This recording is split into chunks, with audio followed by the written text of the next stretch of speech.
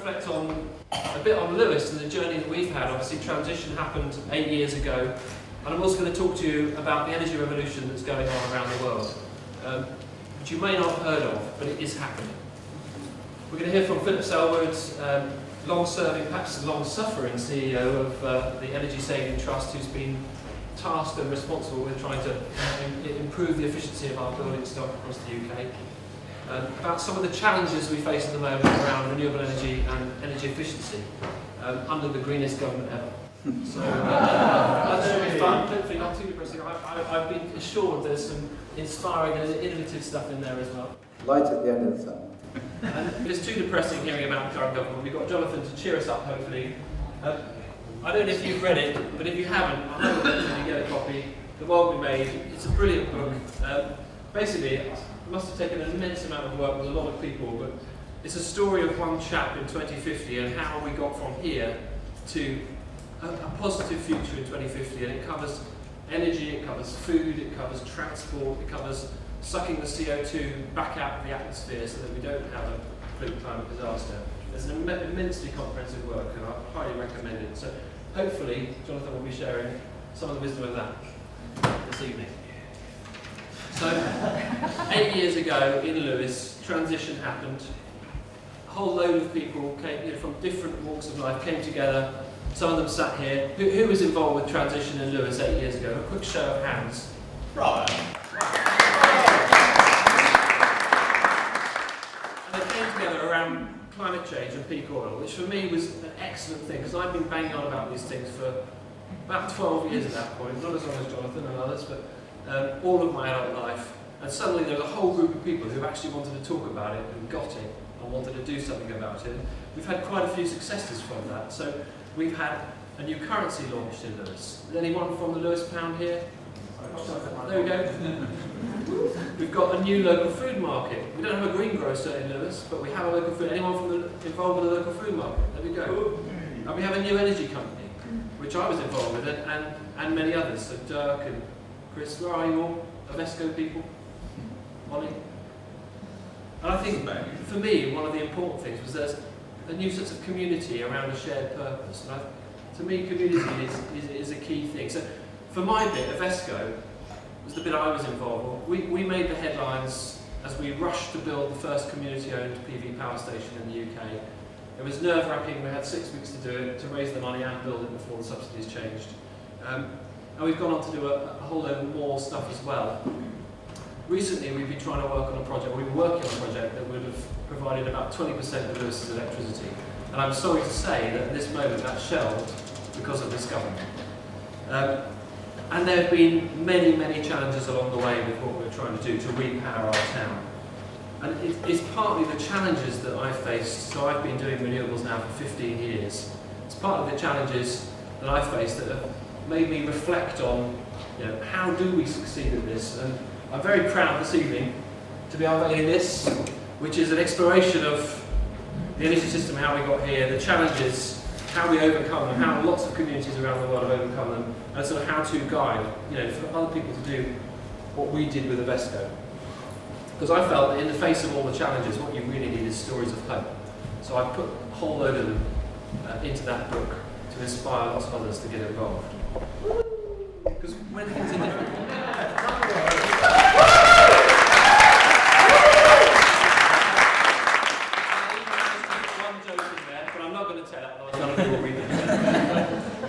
Because when things are difficult, it's good to be reminded that it's actually possible to make change, and that it is actually happening. Because right now there is a revolution underway.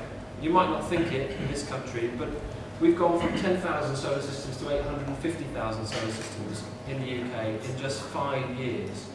The last quarter we had 25% of our electricity from renewable energy.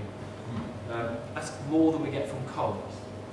So there is a transition, there is a shift going on. And there are hundreds across the country of local energy co-ops, a bit like Avesco, trying to do what we did. Globally, this transition is happening rapidly, basically. If you look at Denmark, so last year they got 40% of their electricity from wind turbines alone. There are some days, so earlier this year, about 3 weeks ago, they had 140% of their electricity from wind turbines. So they're exporting to us and to other countries around Europe. 30 years ago, they didn't have any district heating, a bit like us. So everyone had their own oil boilers or whatever. Now 60% of their communities are heated by district heating, and often they're powered by solar. So they have these arrays of solar thermal panels in fields feeding into stores that store the heat from summer and use it in the winter. Amazing transformation. There was one community I interviewed in the book, an island called Samso, and in '97 they decided they wanted to set off on this path. By 2007 they were net positive, i.e. they made more renewable energy on their island than they needed. Germany as well, so last year 28%, one of the world's largest economies, most famous for, third largest economy, famous for lots of manufacturing, lots of cars that emit too much pollution. 28% of their electricity came from renewables last year, and earlier this month they had 73% of their energy from solar and wind on one day. So it's possible. It's possible. And the really interesting thing about the German story is that only 14% of all those renewables that have been deployed are owned by the incumbent Big Six or Big Four, as they're called there. So there's this subtle shift in the ownership from the big centralised incumbent energy companies to the likes of you and me, to co-ops, to municipalities, and to entrepreneurs. It's very interesting. One community, again, that I interviewed in the book was Schoenau, and they, in '97, after 10 years struggle, they bought the national grid, or their bit of it, in their town, back as a cooperative. And it was a much-hailed story. And today they supply 150,000 people across Germany with 100% renewable energy as a cooperative. They basically embedded social ahead of profit, and I think that's where we need to go. So there's a fundamental shift going on in the energy system, and particularly in the utilities business model. You're going from consumer, you're all at the end of the pipe and I've got this big power station, to prosumer. You generate and share energy between you. That's what's happening. We're going from centralised to decentralised. And it's having an interesting impact. So E.ON in Germany, about 6 months ago, announced that they were going to have to change their business model. That they were putting all their coal-fired power stations and nuclear power stations in one business, and they were going to sell it off. And they're putting all their renewables and energy services business in another business, and that's what they're moving forwards with. To me, that signifies a fundamental shift in the energy system. So it is happening. And what's caused it is the cost reduction in renewables. Basically, the volumes that they're being deployed at means that the prices have come down and down and down and down. And the most exciting impact of that is what's going on in Africa, where a $5 to $10 solar lantern is replacing kerosene and having a huge transformative impact on millions of people's lives. There's a campaign to eradicate the kerosene lantern in Africa by 2020, and they're making really good progress. This could transform the world as we know it. And I told you we've already got 850,000 solar homes. Well, do you know what? Bangladesh, they've already got 3.5 million solar homes. Most of those were deployed by women, trained to go out and sell and install and build solar systems, using microfinance. So it's very transformative stuff. So where are we? Lewes 2030. 100% renewable. Is it possible? Well, it's not only possible, it's already happening. So Costa Rica, for a big chunk of this year already, were 100% renewable for electricity. Norway is already 100% renewable for electricity. Iceland is already 100% renewable for electricity and about 90% renewable for heat.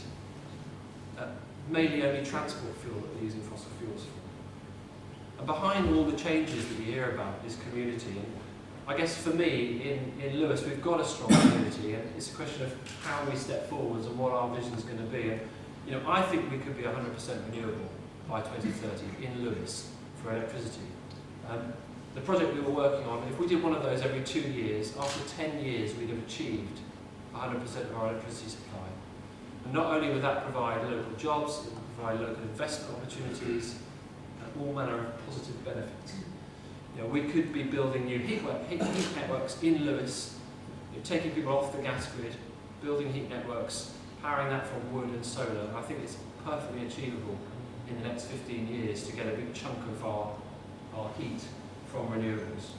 And obviously in doing so, we're going to have to do a whole lot of work on energy efficiency and also dealing with the bits of our community that are struggling. Because we live in this amazing time where this crazy bloated energy system where 60% of the energy that goes in just goes straight up the chimney as waste heat. Yet millions or thousands of people in our communities are dying from fuel poverty every year. And to me, it's just ludicrous. So, moving forwards, we need to set up companies that address that as a core priority. I think there's no technical or financial reason why we can't do this. I think it's a question of us getting organised and making it happen. So, I think essentially what this is about is well-being. And if we can set up the right structures in our communities to drive this change, what we'll be doing is embedding well-being in our community. And I've seen that in some of the projects I've been involved with. So I was involved with Repower Brixton and the launch of that a while back. And the most interesting thing about that is it's one of the roughest estates in London. Sort of an area of multiple deprivation where people essentially have no money, no savings, half the amount of work. They did, over 2 years they did a project there where they insulated it with the young people working on the estate. When it came to building the solar power plant on the roof, they said, so who'd like to invest? Now 90% of the money for that power plant came from the people in that building. And the money that it generates every year, they're using for their community. And I think that's what we have to take forward, is stuff that has benefit to all. The question is, how much progress can we make in the next 4 years with this current government? So I'm going to hand on to Philip, who's very close to that, to give us the lowdown. Thank you.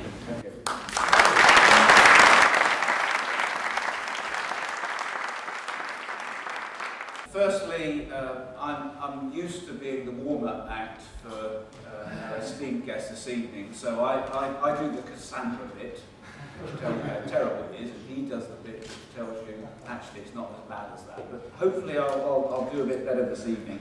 What I want to do is I want to review a few of the recent events that have happened in Westminster and just a little bit beyond, and share some thoughts about what that future looks like. Just take us back only, less than 18 months to 2014, early 2014. I refer to the then Secretary of State, who said, I quote, "Community energy will help maintain energy security, tackles climate change, help people save money, and have wider social, community and economic benefits." I couldn't think of anybody in the room who would disagree with that. And B, it's almost a case of, so what's not to like about that? But the debate about low carbon, distributed generation, small scale, against traditional big plants is really alive again, as Howard has referred to. And this is at a time when the pure economic case for moving to distributed energy is even more compelling than it's ever been, let alone the urgent case that remains for reducing carbon. But there are major concerns about recent policy changes. We've seen the ending of renewable obligation support for large and small installations of solar and onshore wind. It's also going to have a major impact on the economics of community energy projects, which we're personally and organisationally involved in. The government has also decided, despite advice from over 2,000 consultees, to remove the pre-accreditation feed-in tariff mechanism, which many, I'm sure in this room know, actually helps secure investment, makes investable, bankable propositions for community energy. But the biggest concern that I have is actually the reduction in feed-in tariff itself. And it won't have escaped you that the business community and many organisations are campaigning heavily against that cut. And we're right behind those campaigns. The feed-in tariff, probably more than any other policy mechanism in the last 5 years for community groups to become self-sustaining social enterprises. And we must fight to keep those incentives. Not only for the short term, but also for the medium term when we move to different business models. Over the coming years, significant investment is needed. We know this in our UK energy infrastructure. And I was just looking at the last numbers as a result of the much-trailed Osborne infrastructure investment project published earlier. £275 billion between now and 2030. £275 billion. That's the investment that is going to take place in the infrastructure as it's currently constituted. So a regulatory regime that enables social enterprises, community energy groups, making it easier and making it possible for groups to set up and prosper within that framework shouldn't seem amazing. £275 billion. And there are many different routes that we believe, and I'm sure anybody in this room believes, are possible. And Howard's touched on some of them, and I know today, I wasn't here today, but I know today many of these have been discussed. Social enterprises as energy suppliers, commercial partnerships, joint ventures between community groups and developers, social enterprises representing energy efficiency services, energy performance contractors, and we hope that the recent consultations that are now flowing around government in terms of non-traditional, what we're calling non-traditional business models, will have the same level of input that some of the more traditional business models are generating. And I said earlier that the current policy landscape for the community energy area is uncertain. So what do we want? What do we think should happen? Well, firstly, we need to keep a feed-in tariff in place, at least over the course of this Parliament, to put in place a transitional arrangement specifically for the community energy sector, and that's something that we are calling for. We need to make it easier for social enterprise groups to become suppliers of energies in their own communities, which again, Howard in his book refers to. And in the, well, I say the longer term, perhaps the medium to longer term, offer much greater start-up support to community groups, offering much more innovative and attractive financing mechanisms. There is loads of money out there looking for investable, bankable options. This is not about a shortage of money. This is about a shortage of people taking risk. And also to put in place, in our view, a UK-wide development office to help project assistance for community energy. So we have a huge, huge challenge in light of recent government announcements. But we need to find the best evidence, because we know that just, frankly, shouting down a megaphone in the dark isn't going to do it. So we need evidence. And to that end, just a bit of a plug, 2 days ago, as part of a coalition with industry, community groups, many other groups, we launched a project called Energy Efficiency and Infrastructure Priority. And it was actually a major piece of work done by Frontier Economics, who are a very well-respected economic consultancy. And the report sets out the business case for investing in energy efficiency and community energy. And surprise, surprise, that research reveals that based on the only measure that the Treasury really care about, which is their own Treasury model, that energy efficiency based in the community provides net economic benefits of £8.7 billion. That is comparable and indeed preferable to infrastructure initiatives such as HS2, Crossrail, and every new road programme in the UK. So let no one tell you this is not about economics. This is about politics. So on behalf of a dozen or so of UK leaders, including business, as I say, I've written to the Chancellor, calling on them to deploy those infrastructure budgets. Quite well done, because he's a long way away, so he can't get to me for at least a week or so. But seriously, it really is important to understand that nobody can gainsay us on an economic argument, let alone an environmental one. So let's not be defensive. And just a couple of figures. Over the next 5 years, £48 billion a year is anticipated to be spent by the Treasury to support roads, Crossrail and HS2. £48 billion. It would take, in our judgment, working with Frontier and many others, just £3 billion allocated to energy efficiency and community energy projects to establish what we're calling a world-leading energy efficiency and community energy programme based on existing funding streams. So, how might that impact on us? Well, 2 or 3 very, very quick things.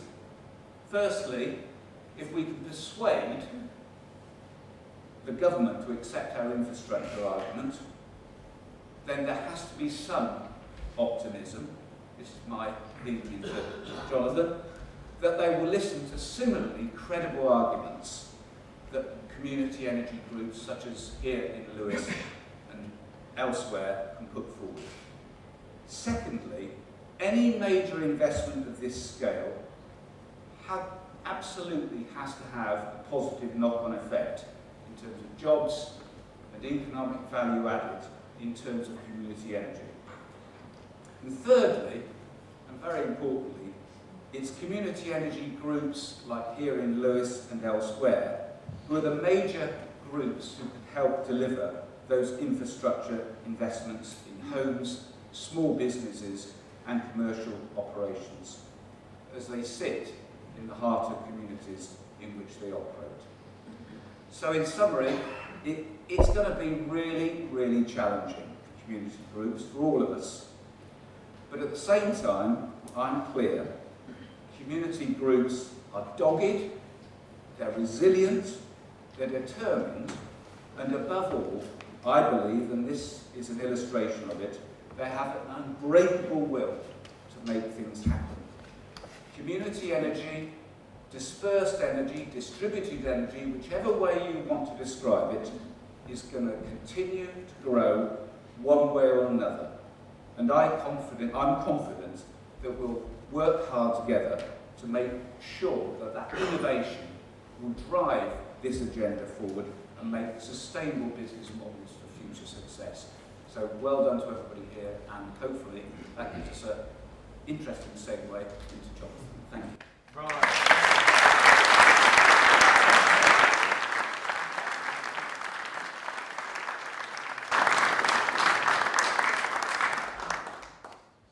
Thank you, Philip. More than enough segues there.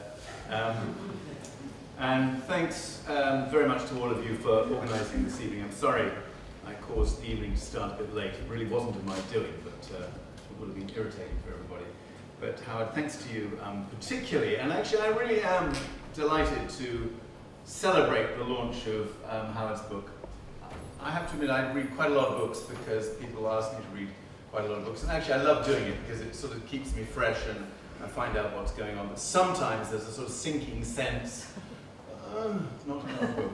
And when Howard told me that this was all about the energy revolution and community energy, what's happening around the world, I thought, no, okay, I think I know a bit about that already, I'm not sure. Anyway, he was very persistent. This is an extremely important hallmark of effective community campaigning. You don't really just let anybody sort of off the hook of what you want them to do. So, full marks for that. And thank you for making me read it, because it's a cracker. It's really good. It really does give these 3 things that you've heard of from Howard today. It is a clear call to action. It's a brilliant summary of what's happening in different parts of the world. Very upbeat summary, so you do get a sense of how this revolution is unfolding. And of course, it's also a really good hands-on guide, perhaps not for people here in Lewes, because you probably know all that. I guess that's how you got to write that bit, really, Howard. But for people elsewhere, that guide stuff is really important. And you're very much in the spirit of the times, let's be honest. This is an incredibly uplifting time to be working on this agenda. And I'm more and more conscious that here in the UK sometimes we just miss out on that sense of shared purpose, sometimes even a sense of shared destiny out there. And just think what's going on in New York at the moment. It is sort of quite remarkable, and we just need to take stock occasionally. Think a little bit about this. You've got the Chinese premier, who I'm told either today has or tomorrow will be announcing the world's largest ever carbon trading scheme. This is quite something for EU countries to contemplate. You have the Pope, who is, of course, in full flight at the moment in terms of his climate change advocacy, and linking his climate change advocacy to social justice. Because what Howard said is absolutely right. We don't do community energy, and we don't do big picture energy as part of our commitment to a fairer, more just world, then we're not doing it right. And what I love about the Pope's contributions on this is that he's always absolutely upfront. Firstly, we have to address climate change as a moral agenda, and secondly, we have to address it because of today's poverty issues. And this is a brilliant way of actually doing it. And then you've got Obama himself. Most people wouldn't put Obama third in the list, but it's quite interesting, really. But he is actually doing a lot within the constraints of the USA. Now, who knows? You've got all of that stuff going on. You've got a lot of other people bringing forward really fantastic ideas. I just want to pay tribute to Matthew here, who hosted Al Gore at the Green Alliance event earlier in the week, and I've read lots of reports about this, and just have to pay tribute to Al Gore a bit, because that guy never gives up for 1 second, and he's still in there, and I haven't actually seen the detailed transcript yet, but I'm told he gave this governor right royal kicking, without necessarily being undiplomatic. That is a skill that all vice presidents acquire during their time in office. But you've got that stuff going on, you've got the business agenda going on, you've got so many leading businesses now around the world making pronounced announcements about their leadership values and what they want to put into this. And I'll come back to that when I open up this whole story about what needs to happen next. And of course, you've got civil society and community groups the length and breadth of the world, every corner of the world, hunting down this wonderful energy revolution as a way of meeting needs directly, creating wealth, enhancing livelihoods, restoring well-being to communities that have often been fractured by poverty or without any sense of what their place might be in the world of the future. It's extraordinary. It's absolutely extraordinary. It's the most exciting time to be a sustainability wonk that you can possibly imagine. Honestly, it really, really is.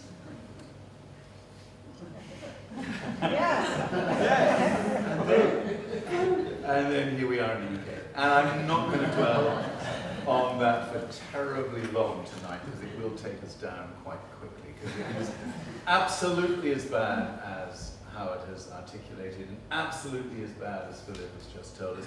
And boy, does this guy know what that world looks like. He and I have shared on many, many platforms over the last 10, 15 years. I was chair of the Sustainable Development Commission at the time, and Philip was making EST really come alive and doing stuff with the government that really did want to hear and could be persuaded about a lot of things and did a lot of things. But nonetheless, even in those days, we shared frustration about the inevitable dysfunctionality of a government that still kind of stopped and started, and 2 steps forward, 1 step back, and all this kind of stuff. Little did we know the horror story that was about to unfold in our lives.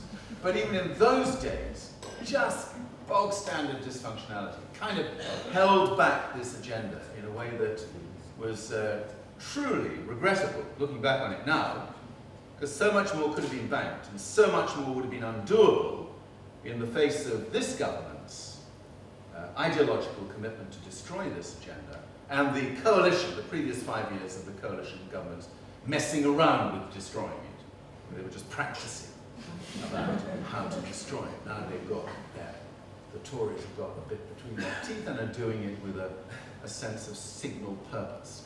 I am just going to touch on this for a moment, because even as we think about Lewes 2030, we think about hundreds of community energy organizations around this country now, we cannot afford one single tiny sliver of naivety about what is going on.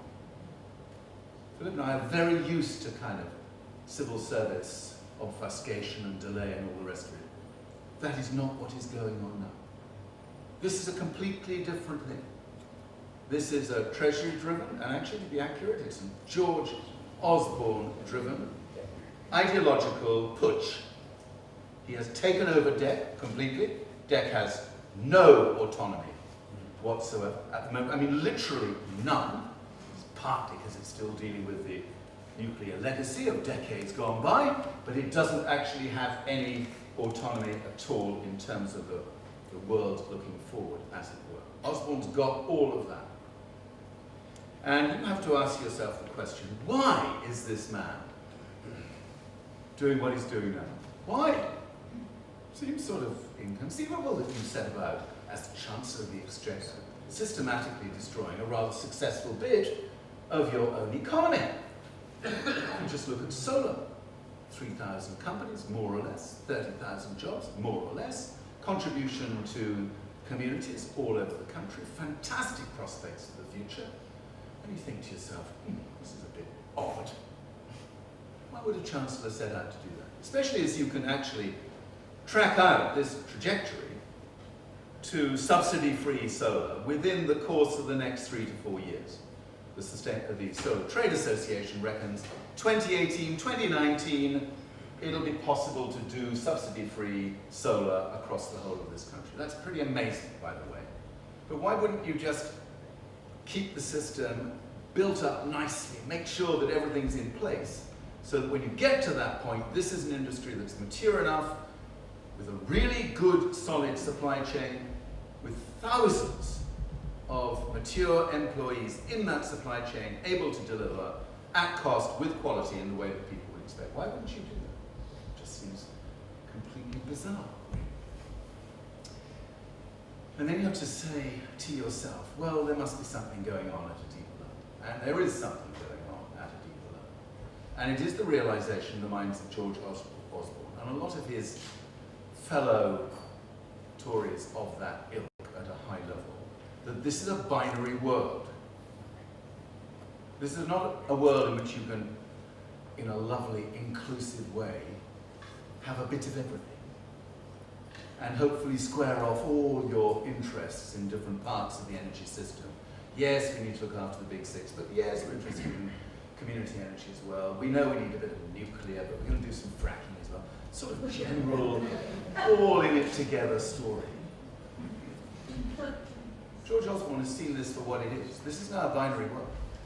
If you want to do the kind of world that we're talking about this evening, which is based on efficiency, renewables, storage, and smart grids, and I'll come back to that in a moment, you can't do the rest. You can't make the rest work.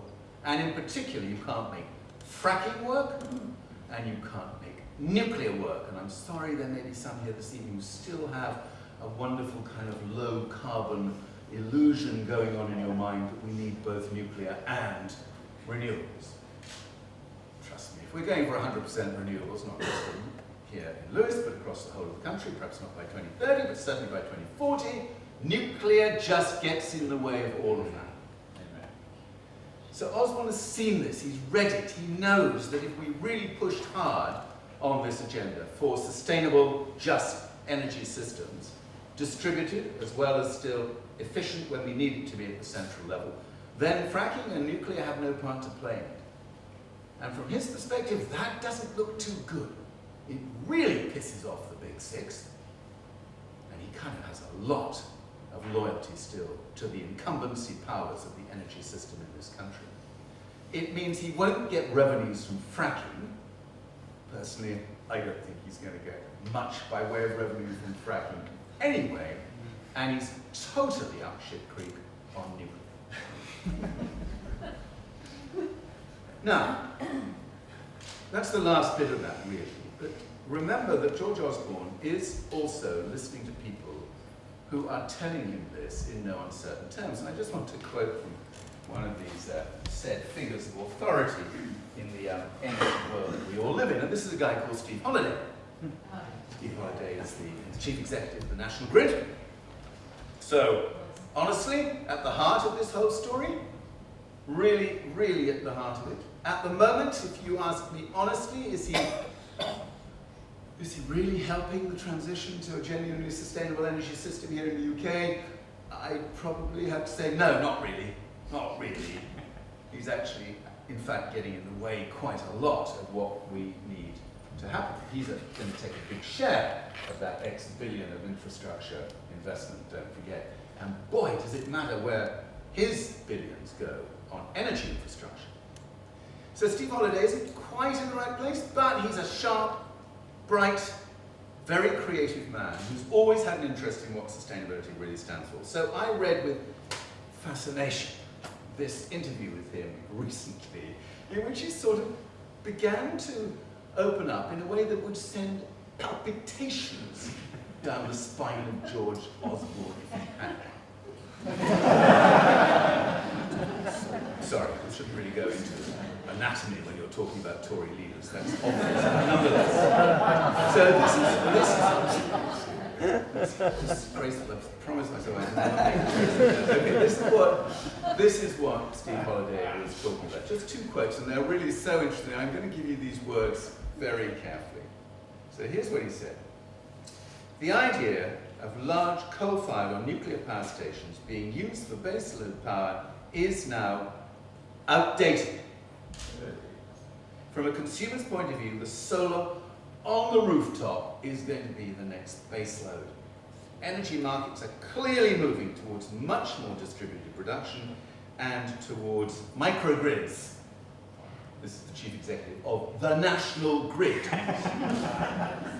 The exact polar opposite of microgrids. Okay. So hear that word carefully. And then this is the bit I really love. He noted that the speed at which the energy system is changing has taken many people by surprise. Here I quote, including myself. And this is a direct quote. The amount of solar being added to the system here in the UK today is incredible. And Howard already referred to that. 1,500 megawatts in the first 3 months of this year. 1,500 megawatts. And because he knows that we're not all tech geeks, he then went on to say, that's the capacity of 2 power stations. I made a comment to the Energy Minister 4 years ago that there was little probability that we'd ever have 20,000 megawatts of solar in the UK.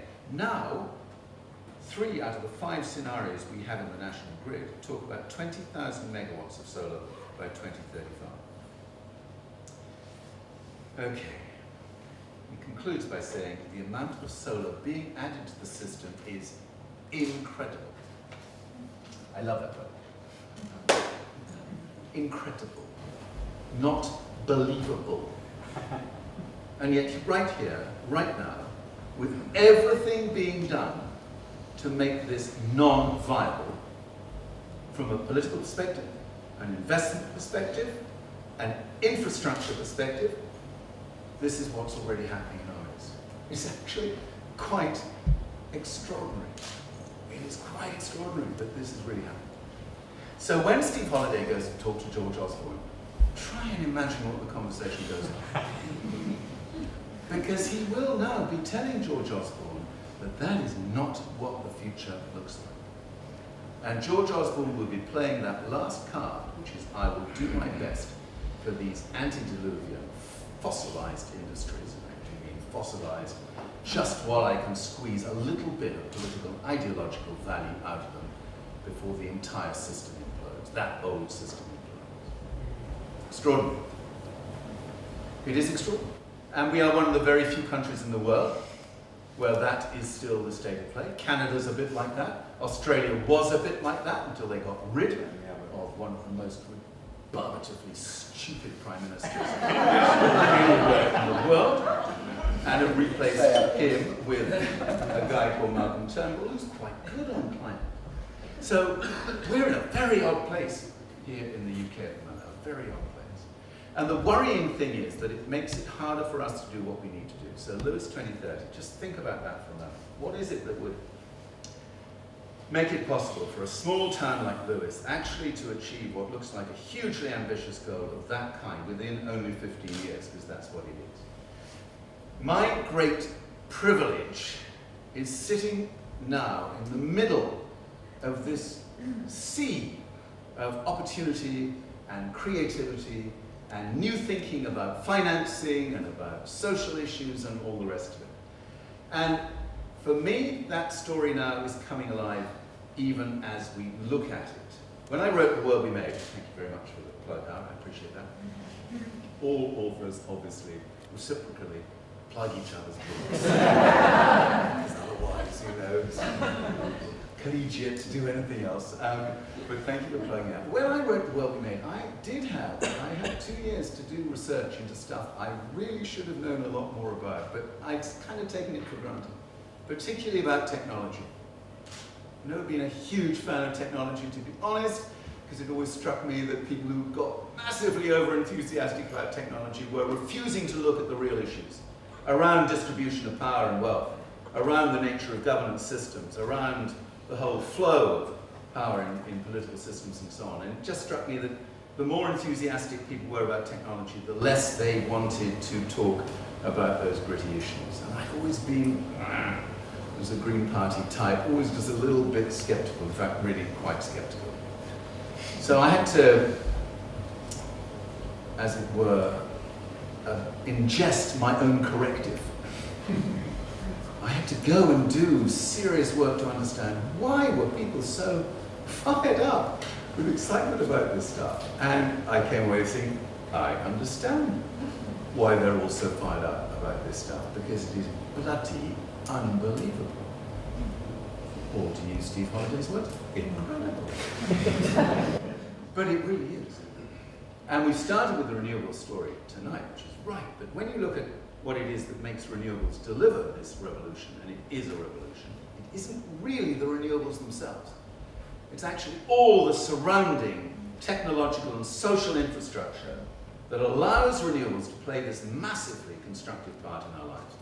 Particularly storage, particularly energy efficiency, and increasingly IT-driven, digitized distribution systems, smart grids, and so on. It's that combination.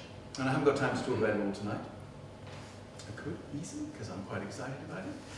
But just one little reminder about why you should be more excited here in Lewes than you might be otherwise, and that's batteries. Now, not many people spark into life, as it were, when you mention batteries.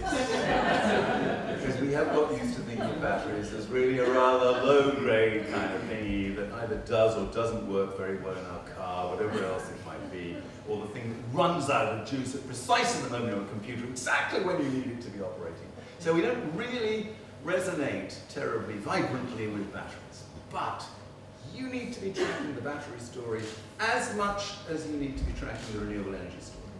Because it's that story which will make the renewable energy story come alive. And in that respect, I saw this two-liner in the FT the day after the scandal of Volkswagen had suddenly exploded in our midst. I mean, a corporate scandal, the like of which we haven't really seen for an incredibly long time. I mean, in my book, more significant than the BP story, which really wasn't deliberate. It was a genuine accident, whereas this is a genuinely deliberate, planned, strategic attempt to rip people off and consequently kill people. Do not forget, that's the consequence of higher levels of NOx, is killing people. It's an extraordinary story. So the FT had this little line, the one person who must be sitting there watching this news with joy in his heart is Elon Musk. Now that may be a bit of an odd connection. But Elon Musk, as you know, is this guy who sold PayPal for hundreds of millions of dollars, set up this company called Tesla, which is the car company that everybody thinks is the most exciting car company in the world, even Jeremy Clarkson, God help him, became massively committed to sustainability via technology, and is now the world's leading entrepreneur in the field of battery technologies. So much so that he's learned all the tricks of what you do when you're a startup entrepreneur. You go and badger governments for billions of dollars of investment money. And somehow he persuaded people to let him invest in a $2.2 billion factory to make batteries and investigate new technology around batteries in the Nevada desert. Now, this guy in May announced his new battery pack, which, if all goes according to plan, Philip probably knows more about this than I do, I hope it's still going according to plan, but he indicated then that this battery pack would be on sale in the UK towards the end of the year. It may slip a bit, and this is a battery pack. I'm kind of just drawing it like this, because it's just batteries after all. It's available at domestic scale, small business scale, utility scale, hospital scale, school scale, doesn't matter what it is. Price point for the basic unit, $3,500. $3,500. He's got some competitors. They can't match him for price, but they believe they can match him for better performance and increased efficiency. This is a marketplace that is suddenly coming alive with really sharp, really aggressive business people saying, yes, we love all your renewables, but if you want your renewables to work, you need us to give you the storage capability. And within 2, 3, 4 years, maximum, that's what we will have available for us. $350. At $350. You heard it from Philip. 5 years' time. 5 years' time. $350. So frankly, the 2030 target for Lewes is ludicrously under-ambitious. Okay. I make a slight joke about this, but honestly, the speed of deployment, the scale of change is amazing. And you've got to love this guy. He's a bit crazy. He's a bit off the wall in many respects. But the thing I love about him is this realization that this has to be done in such a way that you transform the totality of every single energy system everywhere in the world. So every single time they make a breakthrough in our battery technology, he is outsourcing that intellectual property instantaneously, in real time, through his website, so everybody can have it. His Chinese competitors who hate him, his German competitors who really admire him, but would love to have access to some of the IP that he's got. He's just shoveling it all out and saying, okay, you're a bit slow, so take advantage of this stuff and make it work and bring it alive in China, in Germany, wherever it might be, in Japan in particular, because the storage story in Japan is going bananas. Good bananas. Now, I mentioned him, and I know I need to finish, sorry. I mentioned him because you've got to love these people who will just make this stuff that we've been dreaming about for decades come alive. And it really will come alive now in a remarkably short period of time. So I wrote The World We Make specifically to give people a sense of how it is that we really will be living in a genuinely sustainable, just, compassionate, good world for 9 billion people. I do love the Pope, but really, for 9 billion people by 2050. And I referred there to the technology story. I referred, of course, to the power of community action to make this stuff work. I also referred to the power of religion and faith and spirituality, because here in the very skeptical, agnostic UK, we forget that the lives of the vast majority of human beings on this planet are in a significant way shaped by their spiritual and faith beliefs. And once that begins to move, that's impressive. I'm actually quite cross with the Pope because he's gone public on climate change at least 2 years earlier than I said he would. Really, he just wasn't reading the brief. But that story, that faith-based story, is taking off. What about business, though? Because there are still a lot of people who honestly don't think business is going to play its part in that story. I'm not going to say any more about VW, but I know in my organisation, Forum for the Future, we will take a real hit now for continuing to believe that progressive business has a major role to play in creating a more sustainable world. But let's hold their feet to the fire now, okay? We have a growing number of companies in the UK who are committing to what is called RE100. 100% renewable energy commitments within a given period of time. Some of them are a bit looser about the dates than others.